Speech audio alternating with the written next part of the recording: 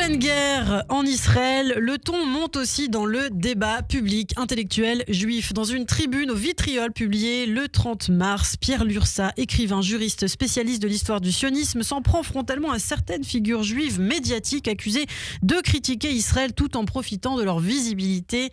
Il est justement avec nous en direct. Pierre Lursa, bonjour. Bonjour Ilana. Merci d'être avec nous, d'avoir accepté notre invitation. On vous entend régulièrement, c'est vrai, sur Radio J. Alors, il faut recontextualiser un petit peu. Récemment, dans une lettre publique, le rabbin de la communauté libérale, Delphine Horviller, a appelé le président israélien Yitzhak Herzog à s'élever contre les violences commises par des délinquants de Judée et de Samarie, qu'elle qualifie, elle, de colons. Alors, c'est pas la première fois, évidemment, mais on peut y revenir aussi si vous voulez. Elle fait partie de ces juifs parvenus, entre guillemets, comme vous les qualifiez. D'ailleurs, qu'est-ce que ça signifie exactement ?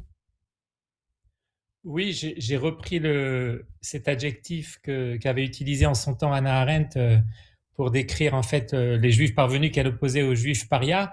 Et il m'a semblé pertinent de reprendre cette opposition parce qu'on voit bien dans la liste des signataires de cet appel qu'il s'agit de gens qui vivent tous en dehors d'Israël, principalement aux États-Unis, en Angleterre, qui sont tous des ambassadeurs à la retraite, des rabbins réformés, des professeurs, qui ont même d'ailleurs souvent des titres honorifiques. En Angleterre, ils sont sœurs, ils ont des distinctions, ils sont chevaliers de la Légion d'honneur, etc., etc.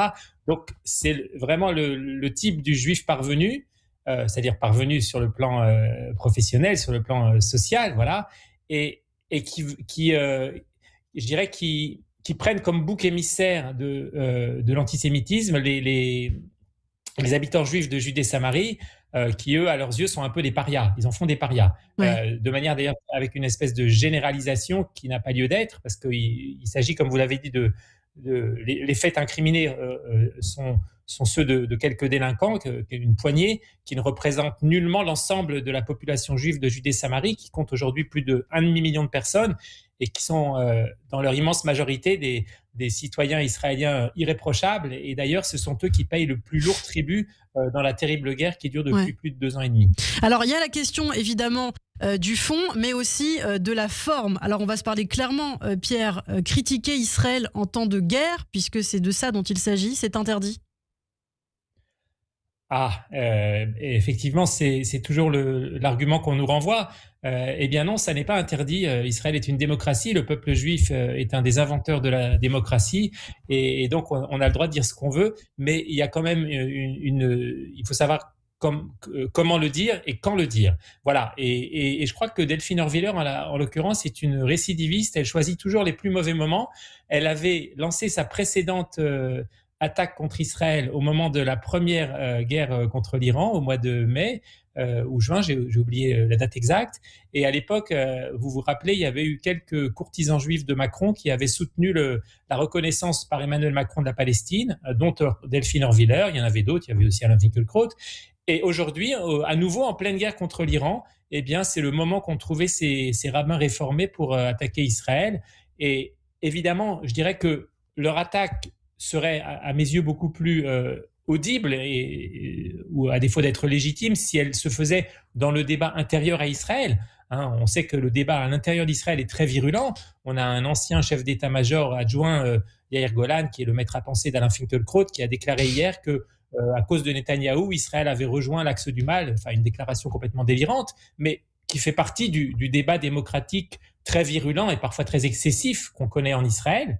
Mais là, c'est tout à fait différent puisqu'il s'agit de rabbins réformés qui vont lancer un pavé dans la mare en dehors d'Israël et qui vont finalement, je dirais, faire défection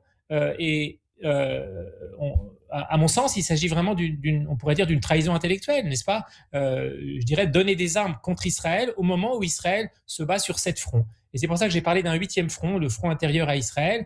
Et je pense effectivement que ces critiques ne sont pas légitimes sous la forme dans laquelle elles sont exprimées et dans le lieu auquel elles sont exprimées. Vous parlez de trahison, donc Pierre Lurçat. Alors il y a également cette prise de parole d'Emmanuel Macron, d'autres responsables, suite à l'interdiction pour les chrétiens le week-end dernier d'entrer dans les lieux saints de la capitale. Alors ça ne concernait pas que les chrétiens, puisque les juifs et les musulmans aussi étaient concernés suite aux tirs de missiles par mesure de sécurité. Mais Emmanuel Macron s'est élevé, c'est vrai, on l'a vu, le président de la République sur Twitter, en affirmant qu'Israël empêchait finalement les chrétiens de pratiquer leur culte. Ça c'est quelque chose qui vous a indigné? Indigné, je sais pas. Avec Emmanuel Macron, on sait depuis longtemps à quoi s'attendre. Moi, j'ai lu comme vous le tweet d'Emmanuel Macron, mais j'ai lu aussi celui de Jean-Luc Mélenchon. Et j'étais frappé. Je me demande, est-ce qu'ils se sont téléphonés avant de tweeter tous les deux? Ils ont tweeté presque la même chose. J'ai vu Mélenchon qui tweetait sur le Saint-Sépulcre et sur l'humiliation des chrétiens. Je savais pas d'ailleurs que Mélenchon était un chrétien pratiquant, mais je l'apprends. Et j'ai l'impression que je me suis demandé sérieusement, tout à fait sérieusement, Ilana, je me suis demandé finalement lequel des deux est le plus antisémite. Mélenchon, c'est l'homme politique qui a fait de l'antisémitisme son cheval de bataille électoral. Eh bien, Emmanuel Macron, je dirais que c'est le président qui a fait des Juifs des parias en France. Et il ne manque pas une occasion de s'en prendre à Israël et par ricochet aux Juifs. Et là, il l'a fait de manière, je dirais, tout à fait significative. Et c'est pas du tout un incident dans un verre d'eau bénite. C'est quelque chose de très grave, à mon sens.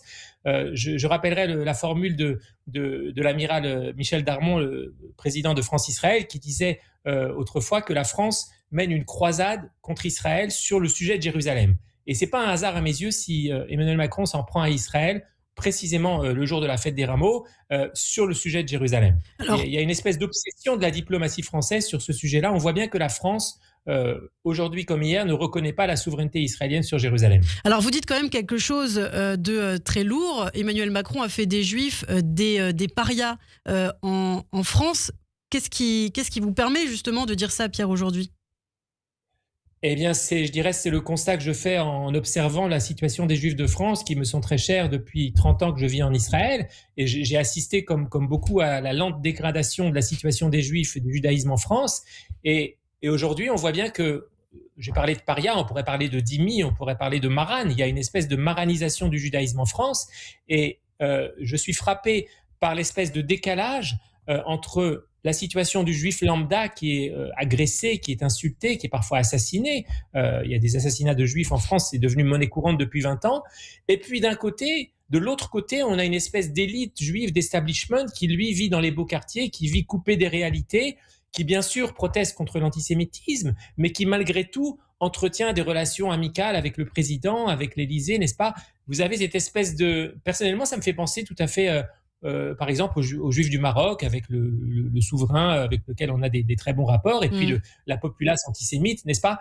Il y a cette espèce de décalage tout à fait choquant, et à mon sens, je dirais que les Juifs sont devenus effectivement des parias dans l'espace public français, dans l'espace médiatique, dans l'espace politique, parce qu'on leur renvoie sans cesse à la figure les crimes supposés d'Israël.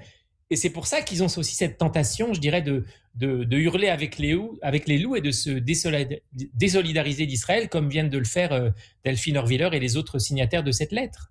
Alors, mercredi soir, par ailleurs, Pierre, les Juifs du monde entier, que ce soit en diaspora ou en Israël, vont faire le premier Seder de Pessah, qui résonne cette fête en ce moment de manière assez particulière avec la guerre contre l'Iran. Israël qui n'est toujours pas libéré, finalement, de ses ennemis. Quel sens donner justement à cette fête en cette période, Pierre ?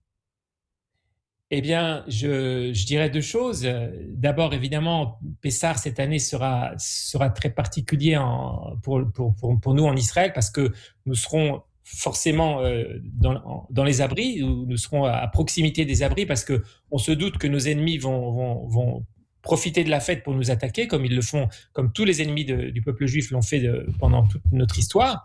Donc, je dirais que Pessah sera d'un côté plus difficile et d'un autre côté beaucoup plus riche de sens, parce que nous comprenons exactement, un petit peu comme la fête de Purim qu'on a fêtée récemment, le sens de la fête devient tellement évident qu'on a l'impression que, je dirais que l'actualité est encore plus parlante que les textes de notre tradition. Et puis, pour nos frères juifs en France qui nous écoutent, eh bien, je dirais, Pessah, c'est la fête de la liberté. Alors, venez nous rejoindre en Israël, venez participer, venez, comme avait dit Emmanuel Lévinas, courir cette noble aventure. Et c'est ça, à mon sens, je dirais le sens très actuel de Pessah aujourd'hui. Ne dites plus l'an prochain à Jérusalem, mais venez cette année à Jérusalem pour participer aux événements incroyables que nous sommes en train de vivre aujourd'hui en Israël. Eh bien, merci beaucoup, Pierre Lursa. Merci ce matin d'avoir été avec nous. On peut retrouver votre tribune sur Tribune Juive, Horviller, Finkielkraut et compagnie. Ces Juifs parvenus, dites-vous, qui attaquent Israël en pleine guerre. Merci, Pierre Lursa. Je vous dis à très bientôt sur Radio J. Dans quelques instants, le journal avec Éléonore.